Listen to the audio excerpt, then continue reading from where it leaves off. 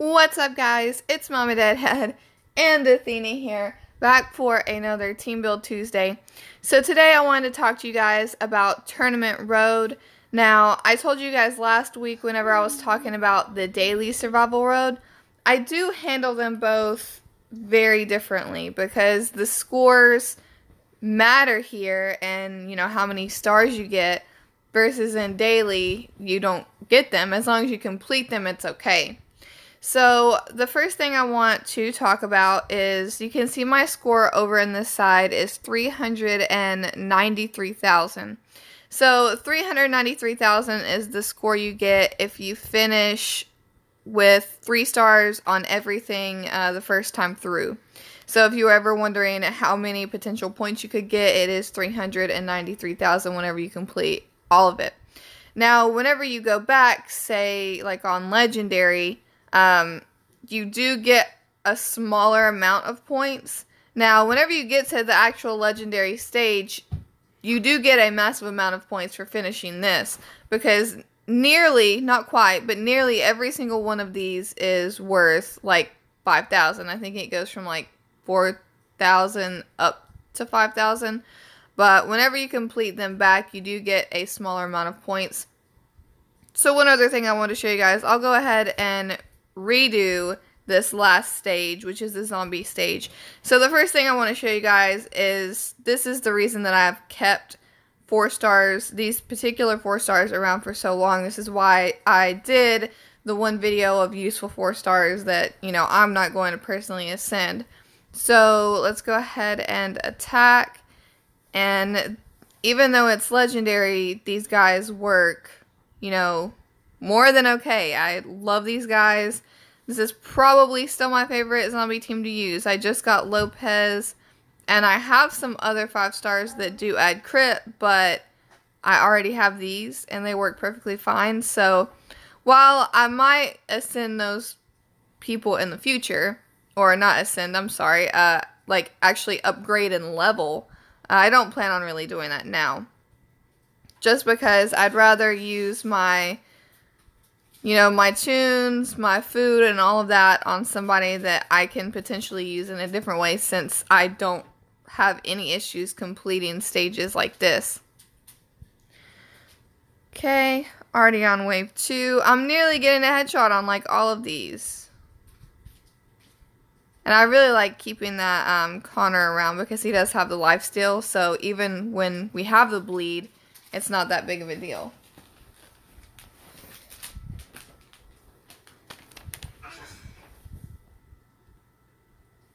Alright.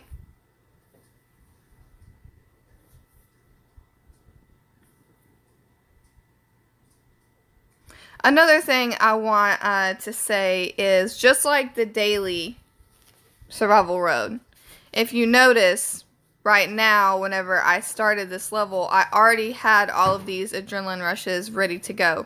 And that's because in every single level, I try and save the adrenaline rushes that I have, just like now, and try and make sure that they are all ready to go.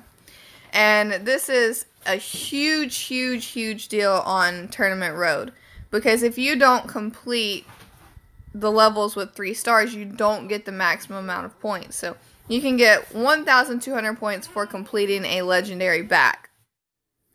So the next thing I want to talk to you guys about is tokens. So unlike the normal day-to-day survival road, in Tournament Road, they provide you with tokens. So there's 2 different ways that you can really use these. You can save up a massive amount and try and use tokens and cans to get into like the top 10 or second place or first place if you are trying to go for those.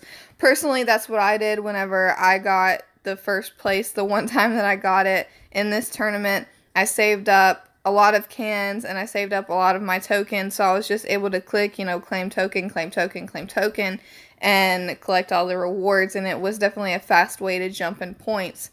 So that being said, you only get a certain amount of legendary tokens for this legendary portion during the tournament, which is 2. and I can go ahead and collect one so you guys can see how it works. You automatically get that 1200.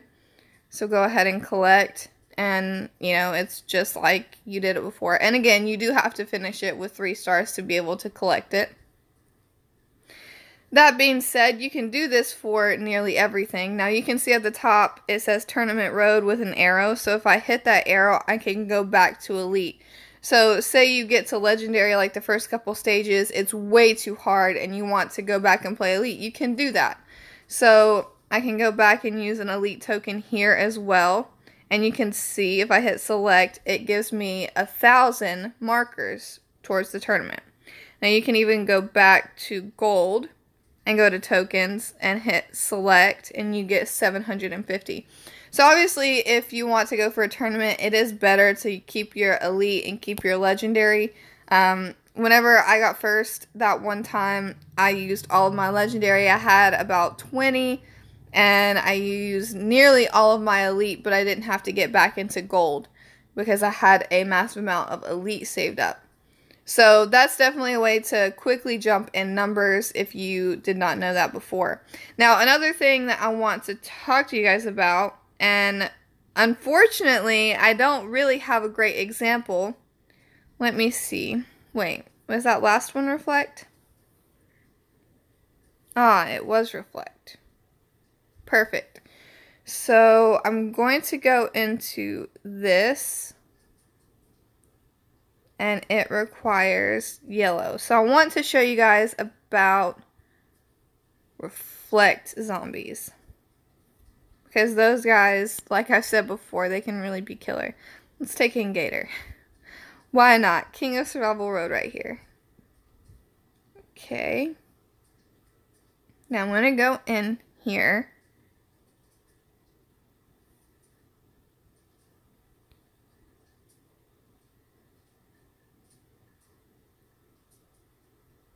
Now, as you can see, whoops, wrong zombie. So, reflect damage. When being attacked, a great chance to deal 80% of the damage to the opponent. Now, the important thing to remember. Let me go back on here. Sorry. Ah, it won't let me look. It's like, no, you've had enough. You've had your time. So, she has 2,246 health, but being that this is, you know, a lower level, this is a bronze level, you have a good chance of doing even more damage to her. So what I would normally do is use a guardian shielded character or an adrenaline rush to actually beat her. So if you use a guardian shield like this, and she comes back with a reflect damage, which she didn't, it would only take the guardian shield away. Alright, so now you can see I'm fully shielded. So when that other character comes up right now, and I hit her, it doesn't matter because I have the guardian shield up. Even though she didn't come back with reflect damage, which is actually pretty awesome. I haven't had it do 2 times in a row that I don't get it. So let's try again. Let me try and get it. Okay, there are a couple reflect zombies over to the side.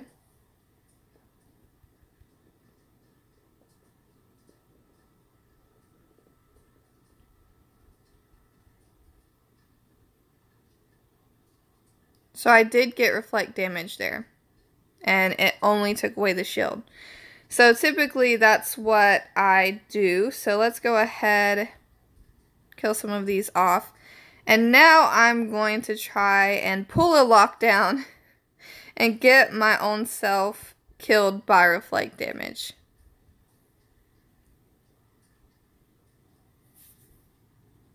So you can see that did a bigger amount of damage. So next time I'm going to try it with my Zeke. But as you can see, you know, if I only did 20 damage to it hitting it normally, then I wouldn't have a lot of that reflect damage come back. That's why it's so easy to get killed by reflect damage on a lower stage like this.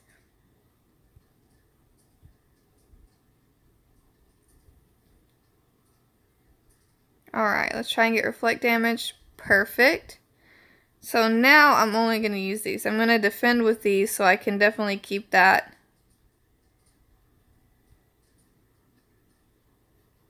shield off. Even if I die, I'm not too concerned with it. So now what I'm going to do is hit with a 6-star.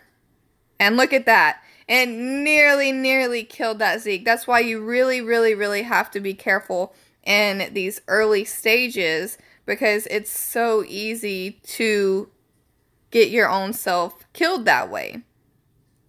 Especially with 6-stars. You're so used to just auto killing everything that you don't really think about it. You just auto put in the level, and then you end up with dead 6-stars, and that's never a good thing. You don't want your 6-stars to die, because they definitely help so much with Survival Road. So it's definitely worthwhile to just check and make sure that you don't have any reflect zombies. And if you do have reflect zombies or reflect characters in general, just make sure that you take in something like a guardian skill, something that can protect you. If you don't have a guardian skill, that's perfectly fine. Just wait for your adrenaline rush to be charged up and then hit that zombie with the charged adrenaline rush, and then reflect damage will not come back on you. So that's one huge difference that is Tournament Road versus Daily. If you're up in the higher levels, reflect damage zombies don't do a lot of damage back to you, but in bronze stages they definitely can. Alright. Now, I wanted to say, this really goes for everything, the advice that I'm giving you guys. Say, I don't have that big of a problem with Legendary anymore, and I save all of my adrenaline rushes for Legendary. I don't really use them otherwise. Now, if you can only make it to Elite, that's fine. Just do it the exact same way. Save your adrenaline rushes until you really can't afford to save them anymore, and then use them. If Elite is very hard for you, that's fine. Eventually, you will get to a point in the game where you grow your roster a bit and you get more characters, because this is the thing about, Survival Road. A lot of people, whenever they get a toon, just think about raids, but that's really not the only aspect of the game. And to get gear and to get rewards, really good rewards to like level up your people and get farther in the game, you need to participate in things like Tournament Road. So you need to grow your roster in many aspects. Some require certain personas, some require certain colors. So it's a good thing to have a bigger roster for things like Tournament Road. Whenever Tournament Road actually came about, and in general Survival Road came about, I was really happy that I had kept all of the characters that I did. Now, 5-stars and 6-stars are obviously very important to the game, because you use them in war, you use them in raids. But, even 4-stars can come in handy on Tournament Road and on Survival Road. You saw me complete this stage 25 with all 4-stars. And like I said, it's just a matter of building the right team for the level, and you can get through, different things like that. Now, if you have any questions for me regarding how certain levels work, maybe what teams I use to defeat it, what weapons I use to defeat it, drop a comment below and ask. I'll definitely help you as much as possible, because like I said, there's been plenty of times where I struggled in completing Legendary. So now that I have a pretty good grasp on how teams work and how to defeat some of these levels, because some of these levels that I can complete so easily now had me throwing my phone before and were so difficult to complete. I'll show you one. Not that one so much, but definitely one of the ones I completed earlier with green and yellow. The level with Katja. Do I have one of them? I will go in and complete a Tyrese level for you guys, just so you guys can see. Maybe I didn't have a Katja level today. Sometimes it varies and sometimes that helps you. No, this one doesn't have a shield. Oh, I guess I didn't actually have one. Nope, I didn't. That's crazy. Alright, let me go in and show you guys. Oh, I'm taking in that Zeke. You know what? Let's do it anyway. Alright. Now, this is definitely a huge level that I see people have trouble with. I had trouble with it for the longest time. So let's go in.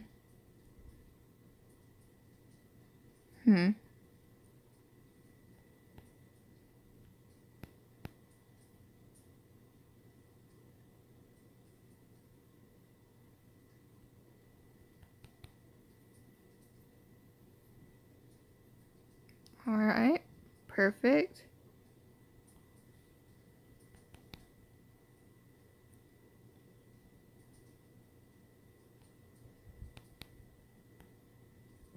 And there you go. You just have to find the right team that works for you on certain levels. And if you can't complete it with 3 stars to begin with, that's fine too. A lot of times you can get really, really good milestone rewards. And, you know, it's always good to just go back and practice. Say you get to the end, maybe you're at a place in tournament that you're comfortable with. Like, I'm in top 100 right now, that's fine. So this will be a good time to go back on the levels that you might not have 3 stars on and see different team builds and see if you can defeat them with maybe a different team, putting different tunes in, using different weapons. That's definitely something that I did. And, of course, if you're going for maybe a higher spot and you can complete those and get 3 stars on them, you do get the points back that you missed out on the first time, say if you ended with 1 star versus 3 stars. So that's always something to keep in mind, too. But it's definitely different from, like, Daily Survival World because I would never take in a smaller, like, 1-star team up here to get rid of some stun zombies and then, you know, go in with a better team because I'll end up with a bunch of dead characters and like no points to show for it. So guys, I think that's going to be it for today's Team Build Tuesday. Hopefully I was able to help some of you guys out. If you have any further questions or you need any help on certain levels, feel free to comment below. Like I said, I would absolutely love to help. My line chat name, my personal ID is in the description below. So if you guys want to message me, you know, I'm having a really hard time on this level, can you help me out? I will do my best with pictures of your rosters and weapons to help you guys out. But that's going to be it for this Team Build Tuesday. Thank you guys so much for watching. And like always, guys, please like and subscribe. Bye, guys.